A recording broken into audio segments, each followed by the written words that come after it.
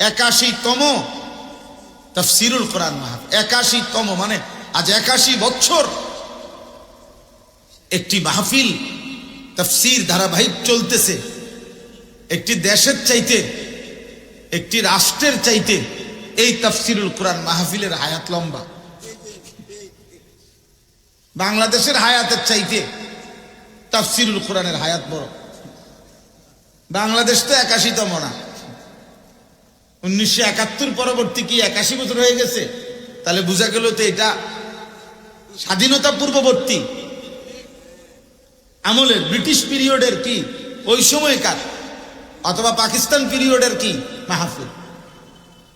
আলহামদুলিল্লাহ, আল্লাহ কবুল করেন। আল্লাহ তাআলা যতদিন এই আসমান ও জমিন রাখবেন ততদিন যেন এই তাফসীরুল কোরআন মাহফিল কায়েম থাকে। কল্পনা করেন তো 81 বছরের ইতিহাসে এই জমিনে বা এই তাফসীরুল কোরআন মাহফিলের এই মসনদে কত বুজুর্গ, কত আউলিয়া, কত আকাবির, কত আসলাফ, পূর্ববর্তী মহান মনীষীগণ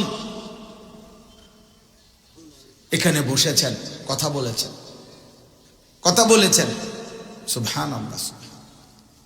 আল্লাহ তাআলা প্রথম দিন থেকে এই পর্যন্ত এই তাফসীরুল কোরআন মাহফিলে যত বুজুর্গ, যত উলামা আউলিয়া এসেছেন, কথা বলেছেন, এই মাহফিলের ইন্তেজাম করতে করতে, ব্যবস্থাপনার কাজ করতে করতে কত আল্লাহর প্রিয় বান্দা কবরেও তো চলে গেছে। আল্লাহ সকলকে মাফ করে দেন, আল্লাহ সকলকে জান্নাতের উঁচা মাকাম দান করেন। আজকেও যারা আছে এর সাথে সম্পৃক্ত, আল্লাহ তাআলা সকলকে উত্তম বিনিময় দান করেন।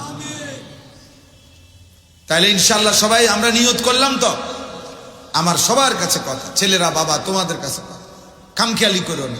একবার উঠতে গেলে আগা আবার আরেকজন বক্তা আইলো না, রে উনি খুব জোরে কয়, চল তো আবার দৌড় দিই। তা আবার না, উনি যাই যে কেরুম জানি মেরমের করে, তাল উঠছে না, যে আওয়াজে হইতো না, যাই না। তো তাল উঠলে তুমি আসো, তাল না, নারকেল হলে তুমি নাই। তো এইটা কোন ধরনের কথা? এটা কি ফানসুবারি? তো নারকেল তাল এটা। আমার এক মুসল্লি আমারে একবার হাদিয়া দিছিল 2টা তাল আর একটা নারকেল। তো বলতেছে, হুজুর শুধু 2টা তালই দিতাম, সাথে একটা নারকেল দিছি, মানুষে যাতে না বলে যে আমি আপনারে তাল দিয়া নষ্ট করছি। বুঝেন না? তা তাইলে এখানে জোয়ার, হুঙ্কার, ঝংকার, সুর, এটা তো মূল মাকসাদ না ভাইয়া।